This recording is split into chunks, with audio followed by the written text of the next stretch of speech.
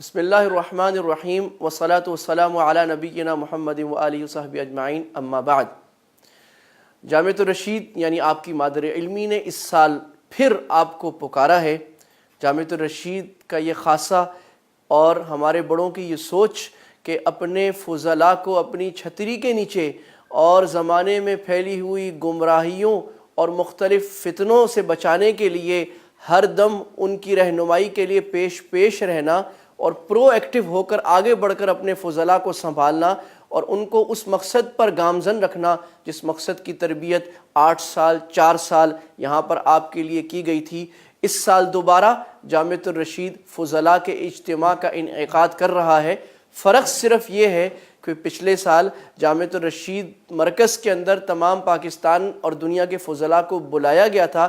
اس سال آپ کے اساتذہ کرام اپنی درسگاہوں کو چھوڑ کر سفر اور مشقت برداشت کر کے خود آپ کے علاقوں میں اور آپ کے شہروں میں اس اجتماع یعنی ایک روزہ اجتماع کو منعقد کرنے کے لیے آ رہے ہیں۔ میرے عزیز دوستوں، میرے طلبہ ساتھیوں، آپ حضرات سے یہ بات پوشیدہ نہیں ہے کہ دین کے راستے پر چلنے والوں کے لیے خصوصاً اور ہر عام آدمی کے لیے عموماً اپنے بڑوں سے جڑ کے رہنا کتنا ضروری ہے۔ اللہ تعالیٰ نے موسیٰ علیہ السلام جو نبی برحق اور اپنے زمانے کے سب سے اعلیٰ نبی تھے ان کو بھی قرآن میں فرمایا، اور وہ خضر علیہ السلام سے فرما رہے ہیں کہ هل اتبعک علی ان تعلمنی مما علمت رشدا۔ امام نووی رحمہ اللہ نے اس پر لکھا ہے کہ یہ مجالست اہل الخیر و زیارتہم، اہل خیر کی مجلس اور ان کی زیارت کرنے کے استحباب پر دلیل ہے۔ اللہ کے نبی صلی اللہ علیہ وسلم نے بھی ترمذی کی روایت میں فرمایا الرجل علی دین خلیلہ، انسان اپنے دلی دوست کے دین پر ہوتا ہے۔ غور کرنا من یخالل، تم کس سے دوستی لگاتے ہو۔ اور اس کی اہمیت اس فتنے کے دور میں 2 چند بلکہ 4 چند ہو جاتی ہے کہ ہر طرف سے فتنے احادیث کے مطابق آ رہے ہیں، گمراہیوں کے نت نئے طریقے، نئے رجحانات، نئے خیالات، اور ہر پرانا آدمی بھی علم کے راستے کا راہی پریشان ہے کہ میں کس نظریے کو اپناؤں کس کو نہیں۔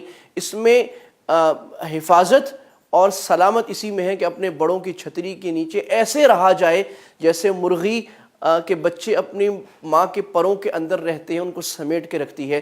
تو یہ آپ کو اپنے اساتذہ کا شکر گزار ہونا چاہیے۔ اس شکر کا طریقہ یہ ہے کہ آپ اس دعوت پر لبیک کہیں، اور اساتذہ اتنی دور کے سفر 400 500 800 کلومیٹر کے سفر طے کر کے کراچی سے آپ کے لیے آ رہے ہیں۔ آپ کو چاہیے کہ آپ جوق در جوق خود بھی ان اجتماعات میں شریک ہوں، چاہے وہ اسلام آباد کا ہو، چاہے وہ لاہور کا ہو، چاہے وہ ڈیرہ اسماعیل خان کا، سوات کا، مانسیرہ کا یا پشاور کا کہیں کا بھی اجتماع، یا کوئٹہ یا سندھ کا، خیرپور کا، آپ حضرات کو خود بھی آنا ہے۔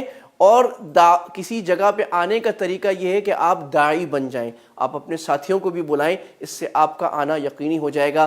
یہ ایک بہت بڑا ذریعہ ہے آپ کی دین، آپ کے ایمان اور آپ کی خدمات دینیہ کے صحیح راستے پر حفاظت میں رہنے کا۔ ورنہ یہ نہ ہو کہ ہم دین کی خدمت تو کر رہے ہوں، ورنہ وہ حقیقت میں نفس پرستی نہ ہو جائے، وہ ہمارا تکبر نہ بن جائے، وہ ریا نہ بن جائے، وہ کہیں استدراج نہ ہو جائے۔ اپنے بڑوں کے نیچے رہ کر دین کی خدمت کرنا، یہی مبارک، یہی اخلاص والا طریقہ۔ اللہ تعالیٰ ہماری محنتوں کو قبول فرمائے اور اجتماعیت کے ساتھ اپنے نفس کو مٹا کر اپنے بڑوں کے تحت ہمیں دین کا خادم بنائے اور اس دین کی آبیاری کرنے والا بنائے۔ ہم سب مجھ سمیت آپ کے منتظر ان مقامات پر ہوں گے۔ وما علینا الا البلاغ۔